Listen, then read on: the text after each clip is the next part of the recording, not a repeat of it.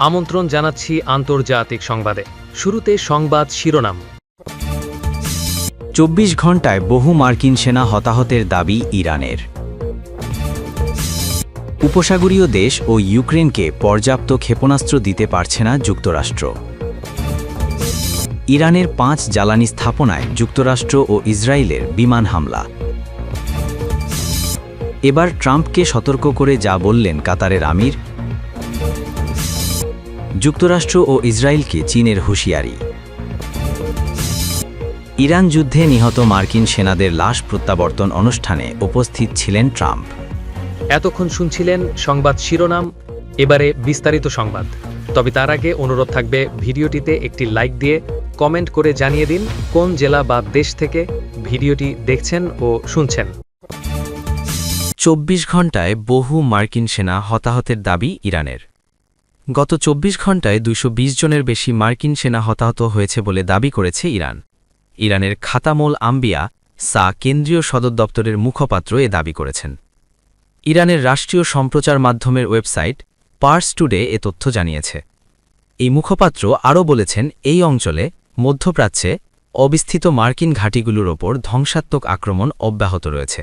এরই অংশ হিসাবে গত ২৪ ঘণ্টায় আগ্রাসী মার্কিন সেনাবাহিনীর বহু সৈন্য ও কমান্ডার হতাহত হয়েছে এবং তাদের অবকাঠামো ও সম্পদের উল্লেখযোগ্য ক্ষতি হয়েছে। তিনি বলেন, যেসব স্থানে এই হতাহতের ঘটনা ঘটেছে সেগুলো হল মার্কিন নৌবাহিনীর ৫ম বহরে হামলা, ২১ জন মার্কিন সেনা নিহত এবং আরও বেশ কয়েকজন আহত হয়েছে। আল জাফরা মার্কিন ঘাঁটিতে প্রায় ২০০ জন হতাহত হয়েছে। এছাড়া পারস্য উপসাগরের উত্তরে মার্কিন মালিকানাধীন একটি তেলবাহী জাহাজেও হামলা করা হয়েছে, সেখানেও হতাহতের ঘটনা ঘটেছে।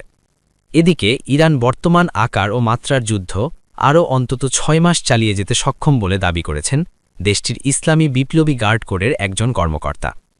ইরানের আধা সরকারি বার্তা সংস্থা ফার্স নিউজ এজেন্সির বরাতে আইআরজিসির মুখপাত্র আলী মোহাম্মদ নাইনি এক বিবৃতিতে বলেন, ইসলামী প্রজাতন্ত্র ইরানের সশস্ত্র বাহিনী বর্তমান গতির এই তীব্র যুদ্ধ অন্তত ৬ মাস চালিয়ে যাওয়ার সক্ষমতা রাখে। ইরানে যুক্তরাষ্ট্র ইসরায়েলের যৌথ হামলা। উপসাগরীয় দেশ ও ইউক্রেনকে পর্যাপ্ত ক্ষেপণাস্ত্র দিতে পারছে না যুক্তরাষ্ট্র। ইইউ কমিশনার, যুক্তরাষ্ট্র সত্যিই উপসাগরীয় দেশগুলো নিজেদের সেনাবাহিনী এবং একই সাথে ইউক্রেনের জন্য পর্যাপ্ত ক্ষেপণাস্ত্র সরবরাহ করতে পারবে না। যুক্তরাষ্ট্র উপসাগরীয় দেশগুলো ও ইউক্রেনকে আত্মরক্ষার জন্য পর্যাপ্ত ক্ষেপণাস্ত্র সরবরাহ করতে সক্ষম নয় বলে শুক্রবার ৬ মার্চ জানিয়েছেন ইউরোপীয় ইউনিয়নের প্রতিরক্ষা ও মহাকাশ বিষয়ক কমিশনার আন্দ্রিউস কুবিলিউস। ওয়ারশো থেকে বার্তা সংস্থা এএফপি এ খবর জানিয়েছে। তিনি বলেন, ইরান সংকটের পর যদি আমরা একে এভাবে বলি, ইউরোপের জন্য আকাশ প্রতিরক্ষা এবং অ্যান্টি ব্যালিস্টিক ক্ষেপণাস্ত্র উৎপাদন বাড়ানো আরও জরুরি হয়ে উঠেছে। তিনি আরও বলেন, যুক্তরাষ্ট্র সত্যিই উপসাগরীয় দেশগুলো নিজেদের সেনাবাহিনী এবং একই সাথে ইউক্রেনের জন্য পর্যাপ্ত ক্ষেপণাস্ত্র সরবরাহ করতে পারবে না। কুবিলিউস সতর্ক করেন, ইউরোপ এখন অ্যান্টিমিসাইল প্রতিরক্ষা ব্যবস্থা গড়ে তোলার ক্ষেত্রে একটি বড় চ্যালেঞ্জের মুখোমুখি। বাসস,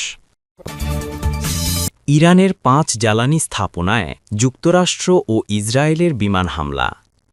ইরানের ৪টি তেলের ডিপো এবং একটি পেট্রোলিয়াম পরিবহন কেন্দ্রে ভয়াবহ বিমান হামলা চালিয়েছে যুক্তরাষ্ট্র ও ইসরায়েলের বিমান বাহিনী। শনিবার ৭ মার্চ রাতের এই হামলায় অন্তত ৪ জন নিহত হয়েছেন এবং জ্বালানি স্থাপনাগুলোর গুরুতর ক্ষয়ক্ষতি হয়েছে বলে জানা গেছে।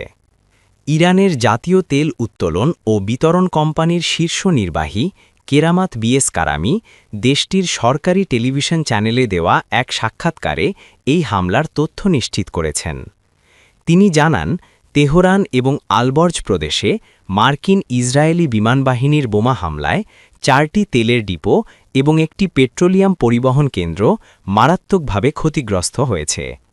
নিহতদের মধ্যে ২ জন তেলের ট্যাঙ্কার ট্রাকের চালক ছিলেন বলে তিনি উল্লেখ করেন। ইসরায়েলের প্রতিরক্ষা বাহিনী আইডিএফ পৃথক এক বিবৃতিতে এই হামলার সত্যতা নিশ্চিত করেছে। তারা জানিয়েছে, ইরানের সামরিক অবকাঠামো ও সক্ষমতা কমিয়ে আনতেই এই অভিযান চালানো হয়েছে। সামাজিক যোগাযোগ মাধ্যমে ছড়িয়ে পড়া একাধিক ভিডিও চিত্রে দেখা গেছে হামলার পর তেলের ডিপোগুলোতে বিশাল অগ্নিকাণ্ড ছড়িয়ে পড়েছে এবং আকাশে ধোঁয়ার কুণ্ডলী দেখা যাচ্ছে। এই হামলার ফলে ইরানের জ্বালানি সরবরাহ ব্যবস্থায় বড় ধরনের প্রভাব পড়ার আশঙ্কা করা হচ্ছে। সূত্র এএফপি।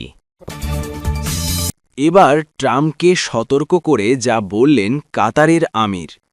মধ্যপ্রাচ্যের চলমান উত্তেজনা আন্তর্জাতিক শান্তি ও নিরাপত্তার ক্ষেত্রে বিপজ্জনক পরিণতি ডেকে আনতে পারে বলে মার্কিন প্রেসিডেন্ট ডোনাল্ড ট্রাম্পকে সতর্ক করেছেন কাতারের emir Tamim bin Hamad Al Thani.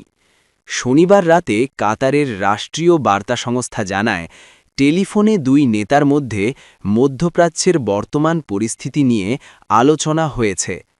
Qatari গণমাধ্যমের বরাত দিয়ে সৌদি সংবাদমাধ্যম জানিয়েছে, কাতার ও উপসাগরীয় অঞ্চলের অন্যান্য দেশে ইরানের ধারাবাহিক হামলার প্রেক্ষাপটে দুই নেতা আঞ্চলিক পরিস্থিতি পর্যালোচনা করেন। আলোচনায় কাতারের আমির চলমান সংকট নিয়ন্ত্রণে আনা এবং সংঘাত বন্ধে কূটনৈতিক প্রচেষ্টা জোরদারের ওপর গুরুত্ব দেন। তিনি সতর্ক করে বলেন, উত্তেজনা অব্যাহত থাকলে এর পরিণতি আন্তর্জাতিক নিরাপত্তার জন্য বিপজ্জনক হতে পারে। ফোনালাপে দুই নেতা আঞ্চলিক ও আন্তর্জাতিক স্থিতিশীলতা রক্ষায় যৌথ উদ্যোগের প্রয়োজনীয়তার ওপর জোর দেন। পাশাপাশি উত্তেজনা কমানো এবং নতুন করে সংঘাত এড়াতে রাজনৈতিক সমাধানের পথকে সমর্থনের কথাও উল্লেখ করা হয়। ইরানে যুক্তরাষ্ট্র ইসরায়েলের যৌথ হামলা। যুক্তরাষ্ট্র ও ইসরায়েলকে চীনের হুঁশিয়ারি। ইরানে যুক্তরাষ্ট্র ও ইসরায়েলের সামরিক আগ্রাসনের সমালোচনা করেছেন চীনের পররাষ্ট্রমন্ত্রী ওয়াং ই। ইরানের শাসন ব্যবস্থার পরিবর্তন চেষ্টার বিরুদ্ধেও হুঁশিয়ারি দিয়েছেন তিনি। সেই সঙ্গে অবিলম্বে শত্রুতা বন্ধ করে আলোচনা টেবিলে ফিরে আসার আহ্বান জানিয়েছেন তিনি। রোববার ৮ মার্চ বেইজিংয়ে এক সংবাদ সম্মেলনে ওয়াং ই বলেন, সামরিক শক্তি ব্যবহার করে বর্তমান সংকটের কখনোই সমাধান হবে না। সংঘাতের বদলে কূটনৈতিক পন্থায় সংকট উত্তরণের ওপর জোর দেন। তিনি আরও বলেন, বিশ্ব আবারও জোরজার মুল্লুক তার এমন শাসনে ফিরে যেতে পারে না। ইরানের শাসন ব্যবস্থা পরিবর্তনে যুক্তরাষ্ট্র ও ইসরায়েলের বক্তব্য বিষয়ে ওয়াং ই বলেন, রঙিন বিপ্লব বা ইরানের শাসন ব্যবস্থা পরিবর্তনের প্রতি সেখানকার জনগণের কোনো সমর্থন নেই। মূলত কূটনৈতিক আলোচনার মাধ্যমেই দীর্ঘস্থায়ী শান্তি সম্ভব।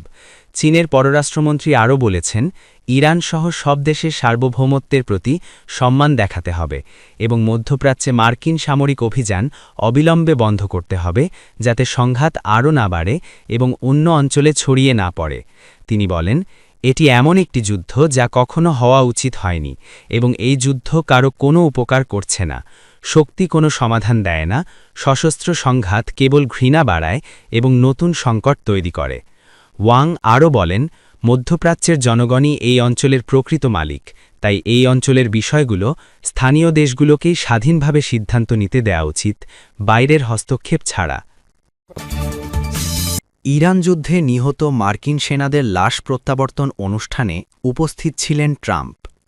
মার্কিন সৈন্যদের লাশ যুক্তরাষ্ট্রের ডেলাওয়্যারের দোভার বিমান ঘাঁটিতে একটি সামরিক পরিবহন বিমান থেকে প্রতিটি পতাকা মোড়ানো লাশকে সাদা ইউএসএ লেখা বেসবল ক্যাপ পরা অবস্থায় সম্মান জানান মার্কিন প্রেসিডেন্ট ডোনাল্ড ট্রাম্প।